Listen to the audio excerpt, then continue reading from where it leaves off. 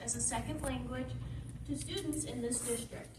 Superintendent Roberts spoke very highly of her, then passed her the microphone. When stating what she tells kids in her class, she said, quote, "You need to learn to progress in this world. I don't care that you don't like the United States. I don't care you don't like the government. I have my bone to pick with them all," unquote.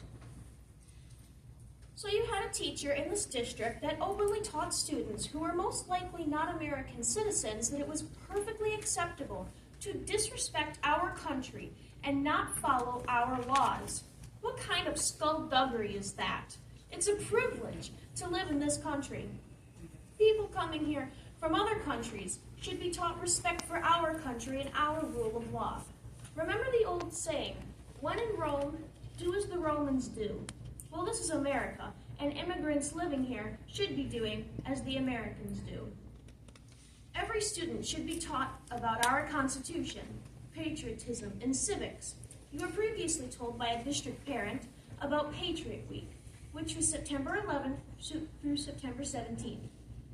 That week was designated by our government as a time to focus on our nation's historical principles, figures, documents, and other aspects of our patriotic heritage.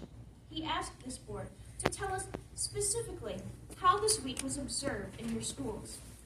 So, Superintendent Roberts, since you insist on being the mouthpiece for this board, I'm asking you to please tell us right now exactly how this district celebrated Patriot Week. Silence. That's the only response we ever get from this board. So, apparently, it was not celebrated here, and students in this district aren't learning about patriotism or the Constitution. Perhaps because once people understand their rights, it's impossible to take them away since they will fight against your tyranny. That's a huge flaw in the public education system. The government has been dumbing down standards for many years, and this district's plummeting proficiency scores reflect that. A quote from Helen Keller states, "He who is content with what has been done is an obstacle in the path of progress," unquote.